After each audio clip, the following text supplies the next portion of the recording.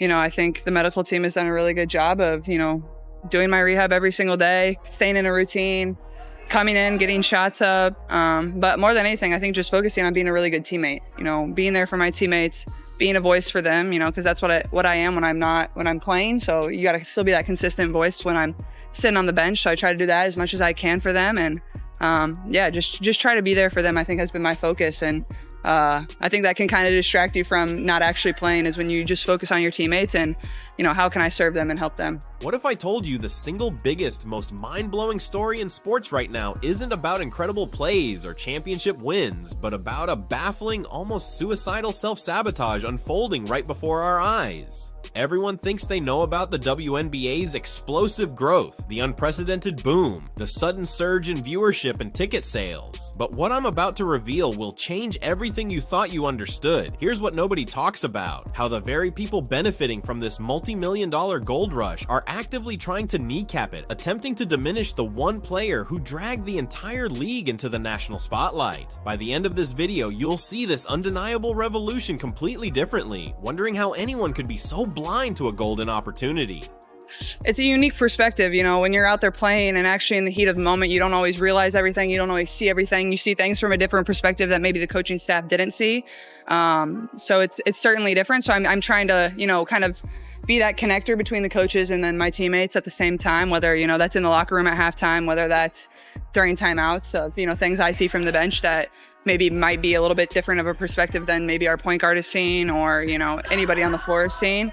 But yeah, I think it's taught me a lot. I've never been in that position before of actually getting to watch from the bench for an extended period of time. So I think you can learn the game of basketball just the same amount. It's the same as you turn on the TV and watch the NBA, or you watch other WNBA games. That's the best way to learn basketball, is just watch and absorb it. And it's the same when, I'm not active too. Picture this: just a few months ago, WNBA tickets were practically pocket change, maybe $3 if you were lucky. Now, a single player's name on a roster can inflate those same seats by thousands of %, turning a casual night out into a full-blown financial negotiation. This isn't just an anomaly, it's a phenomenon now widely dubbed Clarkonomics. Before this absolute force of nature stepped onto the court, the WNBA, though deeply cherished by its loyal fan base, largely operated in the hushed corners of mainstream sports, a niche pursuit. Tickets were, to put it mildly, ridiculously accessible, an open invitation to anyone with a few spare dollars. But then, she emerged, and the market didn't just warm up, it went absolutely nuclear. Take a seemingly mundane matchup like the Fever against the Mystics. That $3 ticket, once easily ignored, suddenly transformed into a priceless commodity overnight, its value rocketing with her every gravity-defying logo 3 or no-look pass. This wasn't some gentle, predictable climb. It was a violent, explosive ascent, shattering every single economic model the league had ever known. A surreal disruption that completely upended the established order and left everyone scrambling to understand what just hit them.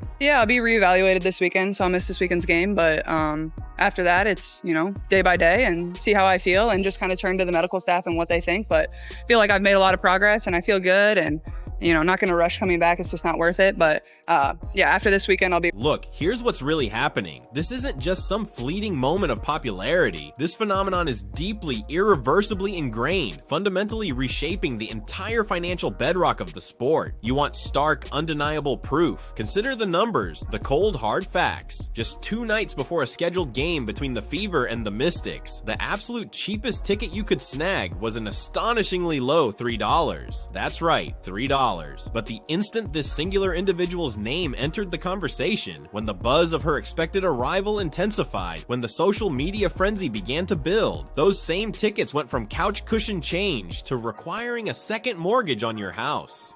We're talking about a market shift so profound, so sudden, that the Federal Reserve might need to step in and analyze it. This isn't merely about a star player gracing the court, it's about a force of nature draining threes from the moon, igniting a fan frenzy where people are legitimately debating auctioning off a kidney for a courtside seat. This singular individual, this rookie, embodies the absolute golden goose, the golden ticket, the pot of gold at the end of the rainbow for an entire organization. They simply must protect protect her at all costs because she is the cost. Did you say it'd be a possibility or? We'll see. I think, we're trying not to put like an exact date out there because it is kind of a day by day thing and see how I feel. And, this type of injury, like you don't know when I wake up, I'll feel, different than the day before, and we'll see. But it could be a possibility, but I could also not be available for that game too. But here's what most people don't know, the almost unbelievable proof of this economic transformation that surfaced with an announcement that sent ripples of shock and financial panic across the entire sports world. A pivotal game was scheduled for June 7th in Chicago, a highly anticipated matchup pitting her team against Angel Reese's squad, a clash that was already box office gold, practically guaranteed to break records. Tickets for this epic showdown were initially selling for a respectable $76, a solid price for a WNBA game. A fair investment for a premier sporting event. Then came the devastating announcement, the bombshell that nobody saw coming. The sensation wouldn't be playing that game due to an injury. The market reacted instantly, brutally, and without mercy. Those $76 tickets plummeted to just $25. Can you imagine being in their position? The sudden, crushing realization? Think about that for a moment. I think at times the hardest part is like just not being able to be involved in practice. Like I love practice. Not a ton of people always enjoy like coming to practice every single day, but that's something I like really enjoy. Like I really enjoy coming out here and like competing every single day with my teammates. Like that's probably honestly what I miss most. Obviously I miss the games. That goes for anybody that's ever hurt, but like I love practice. I love getting better. So I think that's just kind of been the time for me to like really find some patience. And her mere absence carved an immediate, staggering 70% off the value of those tickets, wiping out profitability in a single brutal headline. It's like a massive stadium designed for 20,000 screaming fans suddenly echoing with the quiet rustle of emptiness, because the main act, the absolute star everyone came to see, simply isn't showing up. This isn't just a player effect, it's a monumental, seismic economic restructuring of an entire league. The WNBA is watching its entire financial landscape getting slam dunked without fully realizing what's truly happening. There's a distinct before Caitlin Clark and an undeniable after Caitlin Clark, and the latter involves your wallet getting slammed straight into the luxury tax bracket just to see a game. You can debate all you want if she's the best player in the league, you can argue about her stats, her assists, her turnovers, but you absolutely cannot argue if she's the most important, because she is. She is more valuable than all the other players combined, and that unequivocally is a simple, undeniable, cold, hard fact that's staring everyone in the face. No, definitely early in the game, but I couldn't tell you the exact play something occurred on, and could have occurred over the course of the game too. And then obviously adrenaline like covers up a lot of stuff when you're in the heat of battle. And after the game, I had some pain, and then got an MRI, and that kind of gave me the result that I didn't want to see, but those type of things don't lie, so yeah. Now, here's where it gets interesting. This player isn't just dribbling basketballs. She's dribbling bank accounts, reshaping media narratives, and challenging established egos with every single step. Her impact transcends the confines of the court, becoming an omnipresent, almost ethereal force, like oxygen in the arena that you suddenly can't breathe without. Even when she's not physically playing, the numbers spike, the engagement goes through the roof. Merchandise sales? They're off the charts, with some teams reporting jersey sales up an astronomical 193% since her arrival. Can you imagine? TV ratings, they're shattering records with every appearance, sending networks scrambling for new camera angles that might as well be using drones to track her every move, her every scratch of the nose becoming fodder for 5 different blogs across the sports landscape. It's ESPN meets National Geographic, tracking the wild phenomenon in her natural hardwood habitat, and everyone wants a piece of it. Now, fans that either sold their tickets or whatever, all of a sudden an emphasis is starting to get thrown onto the tickets where people believe she will be playing. And that's starting to make the ticket prices. You know what this tells us? The league's social media numbers are experiencing an unprecedented, almost unbelievable surge. Casual fans who once couldn't tell a dribble handoff from a hot dog stand are now avidly debating zone defense and pick and roll schemes on TikTok. This isn't just about scoring 30 points a night. It's about a constant, pervasive presence that fundamentally reshapes the entire public perception of the WNBA, elevating it into the mainstream consciousness where it's impossible to ignore. Security guards are reportedly getting nervous because crowds are acting like she's Taylor Swift showing up at an NFL game, demanding attention even for her warm-ups, screaming louder for pre-game drills than for the actual opening tip-off. It's a seismic shift, a profound reminder of how much bigger this league could truly be if only it would fully embrace the spectacle, instead of seemingly fighting it every step of the way. Fact, ticket sales are down 70% in many places. The Fever played the Mystics 2 nights ago. The cheapest ticket before her injury was announced was $41, okay? The cheapest one. After her injury was announced and people knew that she wasn't going to be playing, the lowest ticket price dropped to $3. This is the Caitlin Clark effect. The WNBA doesn't quite realize what they have in Caitlin Clark. She is the absolute golden goose, the golden ticket. She is the pot of gold at the end of the rainbow. They must protect her at all costs. But here's what most people don't know. Off nights or injury absences don't quite the storm. They just transform it into a different, equally intense kind of frenzy. Scalpers outside arenas are still charging Coachella-level prices because fans show up just on the off chance she might make an appearance, might even just sit on the bench. Who else commands that kind of unseen pull, that level of magnetic draw, even when sidelined? Certainly not the players posting passive-aggressive Instagram stories about respecting the vets. Look, while respect for those who paved the way is absolutely crucial and undeniable, 2.5 million viewers tuning in to watch the sensation get triple teamed at half court tells its own compelling, undeniable story. It's an undeniable truth. She's not their competition. She's their elevator, lifting everyone up to heights they've never seen. But instead of catching the ride to unprecedented heights, a few seem intent on trying to cut the cables, seemingly oblivious to the rising tide that lifts all boats and is about to carry them all to unprecedented prosperity. Don't hate the player, hate the game she got, because she's really talented, especially for ping pong, She's like the Stephen Curry of WNBA with the threes and stuff. Like, proven fact is, they had a game on June 7th scheduled, it was going to be Ada Reese's team, which plays in Chicago, and then for Caitlin Clark's team. They were supposed to go up there playing Chicago on June 7th. First, the ticket sales were at $76 a ticket. Then after they found out Caitlin Clark's not playing that game, she got injured. Sales dropped to $25 And here's where the story takes an unsettling, almost tragic turn that beggars belief. You'd think the league, its players, and its entire ecosystem would roll out a literal red carpet for someone who's basically dragging the whole organization into the national spotlight like a point guard on a mission from ESPN, delivering them a multi-million-dollar gift wrapped in a bow. But no, some players are acting like this generational talent showed up and stole their lunch money and their endorsement deals, displaying an inexplicable, almost childish resentment. On the surface, it's all welcome to the league, rookie. A few carefully worded pleasantries perhaps, but underneath there's a whole lot of side eyes, subtle body checks, and thinly veiled quotes about rookies needing to earn it. Earn what exactly? Apparently earning it doesn't include being the single reason your next game is on national TV for the first time in 12 years, the primary driver for sold out arenas, and the undeniable force behind record-shattering viewership. It's a level of cognitive dissonance that is truly staggering. Support system, that shouldn't change. I think, Caitlin knows that she has the ears and eyes in the locker room, and the support that she has behind, whether it's us or anybody else.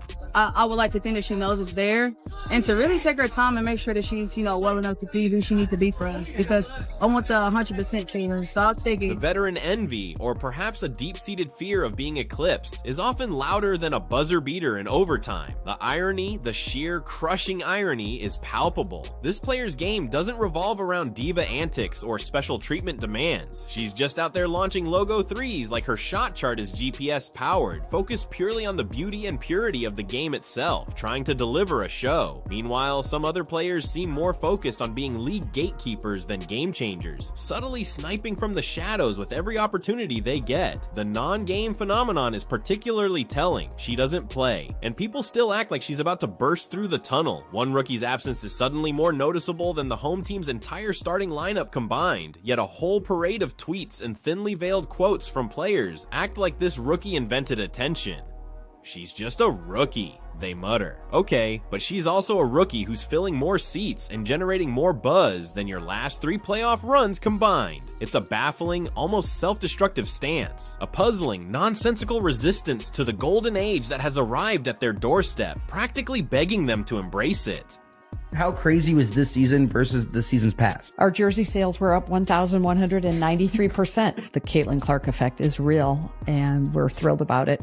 But it brought visibility to the whole team of the Fever and to the WNBA. But if we just want to keep it in Indiana, we look at ticket sales sold out every night, over 17,000 fans in our games at home. When Caitlin announced that she was coming out into the draft on a Thursday afternoon, from that time to Sunday night, we had over 6,000 phone calls, people wanting to buy season tickets. But even something as simple as our terrific mascot, Freddie Fever, his appearance requests went up 150% this season.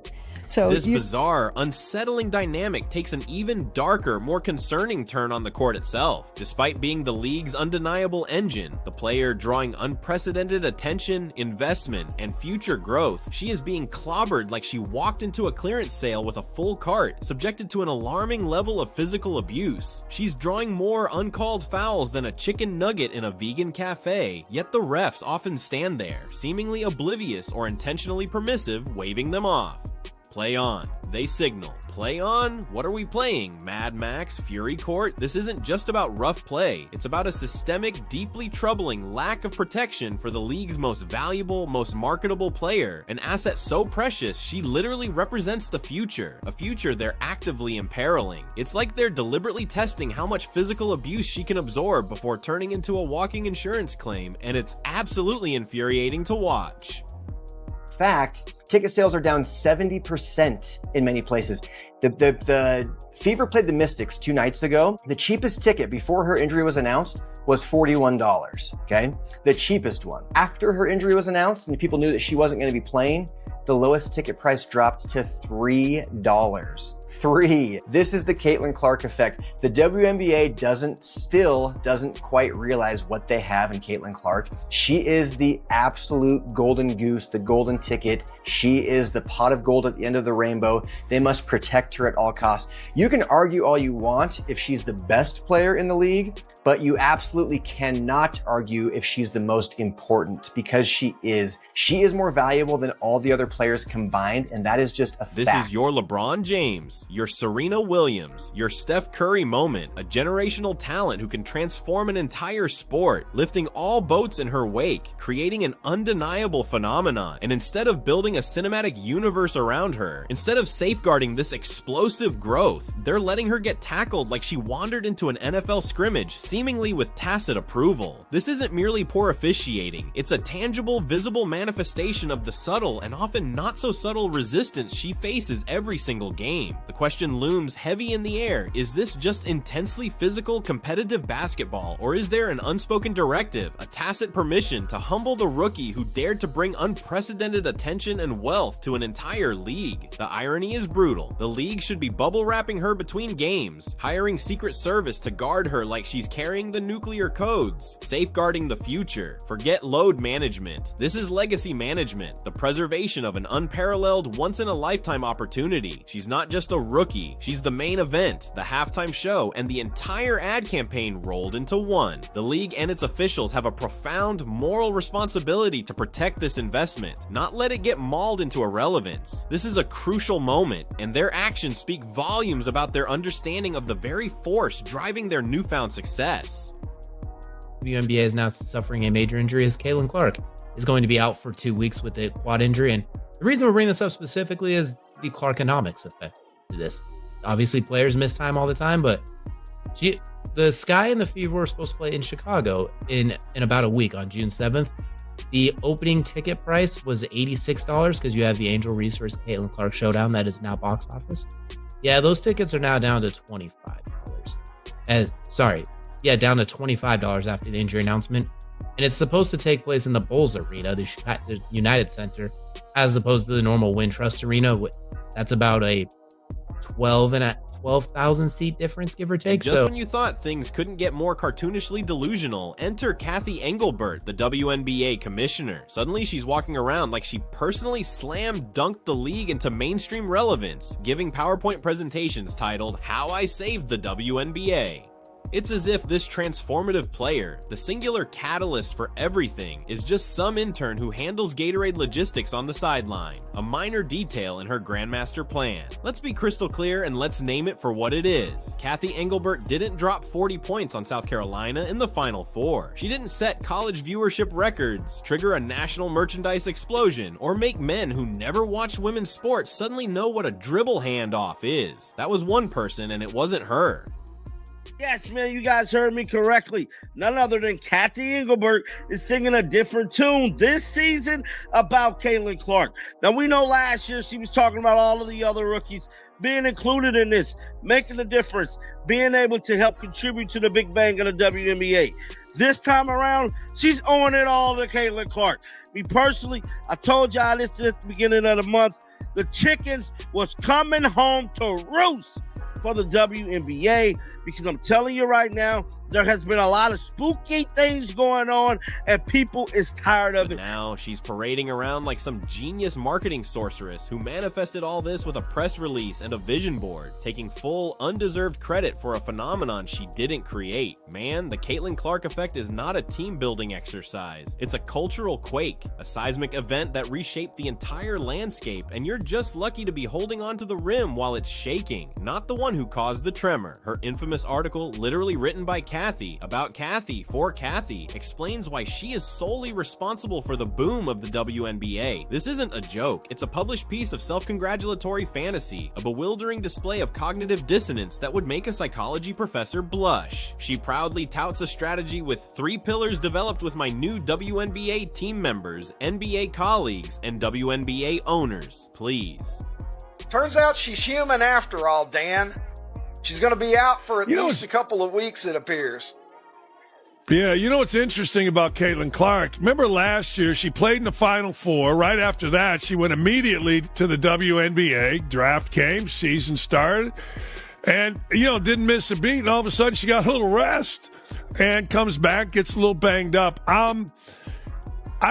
I heard you talking about it earlier, and it's going to be fascinating to me, Ricky. I've been to Fever games, and the one thing you notice, and this is more so than even when Peyton Manning was the quarterback of the Colts. Want to test that theory, Commissioner? Just take this generational talent out of the equation. Poof, gone. Suddenly, that roaring crowd looks more like a high school reunion at a silent disco. Empty seats echoing. The ESPN coverage reverts to being buried under cornhole championships and 2012 bowling reruns, if it exists at all. Ratings? They'd be doing the limbo under basement levels if they could even be found. But Kathy continues her tour. Every microphone apparently a chance to drop the phrase strategic growth initiatives, like she's Steve Jobs presenting the WNBA iPhone, completely oblivious to the real reason for the revolution. Sure, Kathy, because the nation definitely showed up out of nowhere to watch Indiana Fever games because of your Q2 marketing projections. Nothing screams mainstream appeal like the sudden urge to watch teams that 2 seasons ago couldn't fill the second row at a bake sale. It's an insult to everyone's intelligence. But Kathy Engelbert, in her naivete or in her delusion, she takes credit for it. Instead of saying it's because of Caitlin Clark, instead of saying it's because of the person from Iowa, instead of saying it was because of her, Kathy says, oh, it's all me. My strategy, my plan, my 3 pillars. In this entire article, Kathy Engelbert mentions Caitlin Clark's name 2, maybe 3 times. Angel Reese's name once. Cameron Briggs' name once. Let's get right into it, because this article, from start to finish, is disgusting, honestly. She's treating this transformative player like a background dancer in the Beyonce tour of Kathy Saves the WNBA. Meanwhile, we all know the entire production would still be rehearsing in a YMCA gym if not for this player walking in with her gravity-defying pull and turning the whole operation into a national obsession, a must-watch event. But instead of rolling out a statue, Kathy's rolling out speeches on how we've worked really hard behind the scenes for this growth. Behind the scenes? Please. The only thing behind the scenes is the harsh reality check waiting to tackle you if this player takes a week off, the entire house of cards collapsing. This isn't Kathy's masterpiece master plan. This is her highlight reel, and the league is just lucky enough to be tagging along for the ride, pretending it called shotgun. This entire narrative feels like a gross misattribution of credit, a baffling, almost willful attempt to minimize the very force driving their newfound unprecedented success, an act of historical revisionism in real time. Black and white sports supporters, well, I think this pretty much closes the book on its Me Too. They're tuning in for Me Too. Oh, the WNBA's not going to like that. Oh, those Angel Reese trolls online that are trying to come for me and other YouTube channels, y'all aren't going to like this. Good. Too bad. I mean, it's more statistical proof, data, to confirm exactly what we've been saying, that Caitlin Clark is driving this whole ship, this whole bus.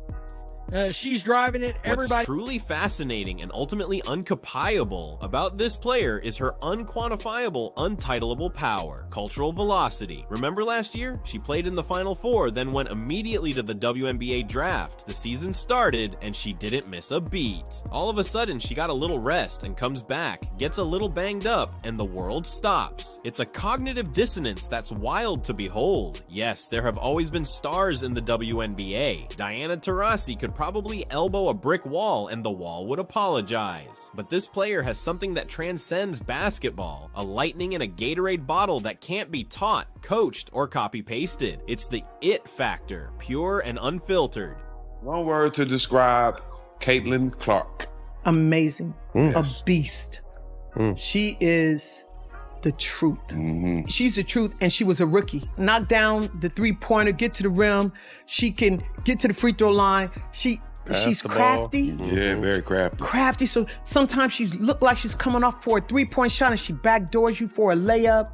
She gets her teammates involved. She can pass. She can shoot. Man, she is the complete. It's the same magnetic pull Serena Williams had, the same undeniable aura Tiger Woods possessed, the cultural resonance of a Michael Jordan or a LeBron James. It's that indefensible, intangible it factor that draws eyeballs and captivates imaginations. And no one's saying she's perfect. This player gets blocked, she gets stripped, she makes turnovers, but even her mistakes trend, becoming national conversations. When she takes a charge, Twitter explodes. When she gets hip checked, it's a whole debate on sports radio. When she scratches her nose, 5 different blogs ask if she's injured. That's true power, the kind that few athletes ever achieve in their careers. Not because she asked for it, but because she earned it through pure, captivating talent and an undeniable connection with the audience that few can ever forge. She didn't just arrive, she ignited. And if the league was smart, it would be bottling that energy, amplifying it instead of trying to neutralize it with salty pressers and forced elbows. But instead, some players are trying to humble her like it's a rite of passage. Girl, this isn't a sorority, it's a multi-million-dollar business. And right now, she's the single best sales pitch the league's had since its inception.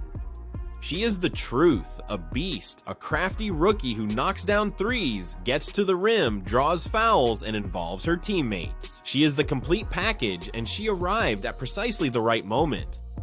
Shame on you. Kathy Engelbert pens this beautiful article written by Kathy, about Kathy, for Kathy, explaining why she is solely responsible for the boom of the WNBA. Folks, I wish I was kidding, but I'm not. I wish I was kidding, but I'm not. The commissioner of the WNBA on transferring the league ahead of a breakout season. And what was that plan that Kathy Engelbert put in place? Working in partnership with my new WNBA team members, NBA colleagues, and WNBA owners, we developed a strategy with 3 pillars.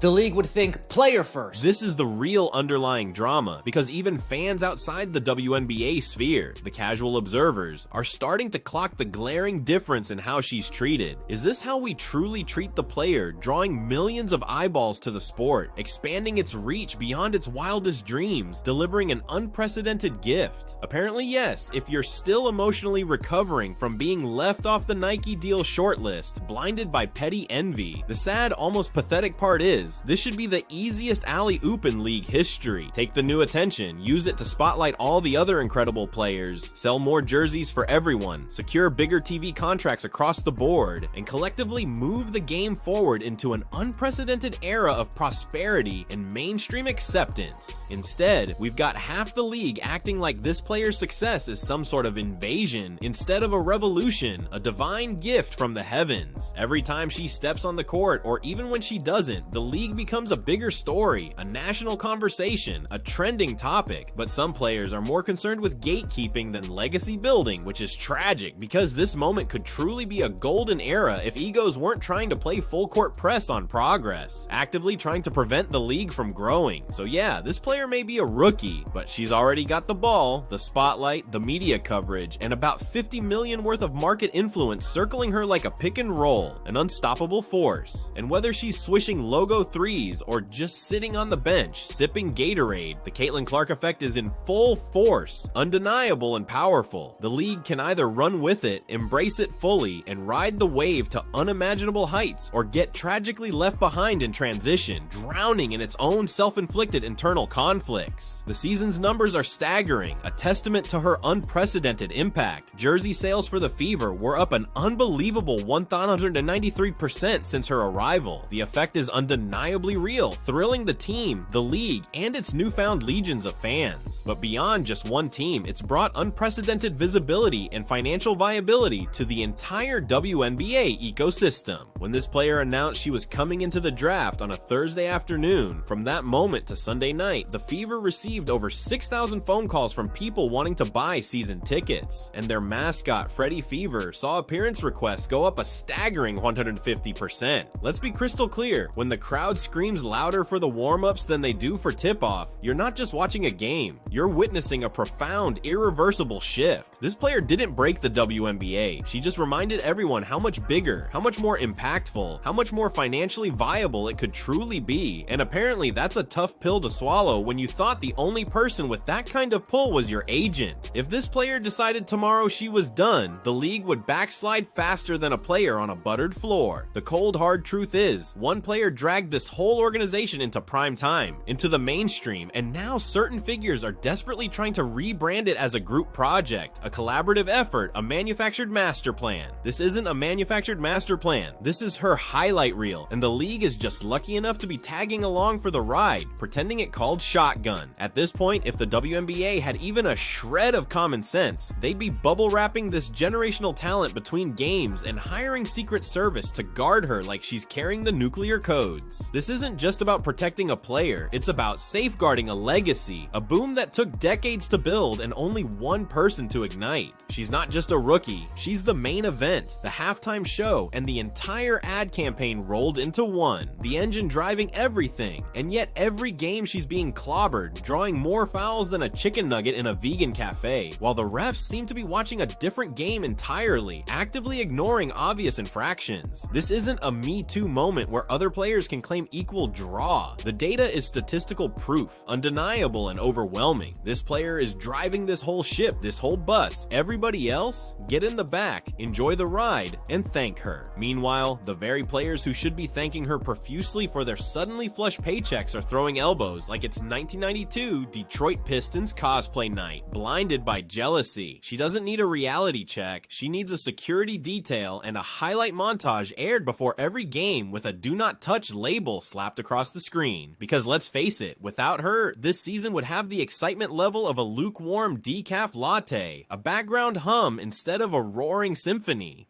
So give her the props, shower her with it, name an award after her, give her her own rule book, build a hologram statue mid-season, whatever it takes. Because this player didn't just show up, she showed out, transforming an entire league in the blink of an eye. And it's time the WNBA treated her like what she unequivocally is, the undisputed queen of a rapidly changing landscape and the indisputable future of the sport. Her power is undeniable, her impact irreversible, and her legacy is just beginning to be written. The only question now is whether the league will finally open its eyes and ride this wave, embracing the revolution that has arrived, or get tragically lost in the rip current of its own making, blinded by petty ego. The choice and the consequences are monumental.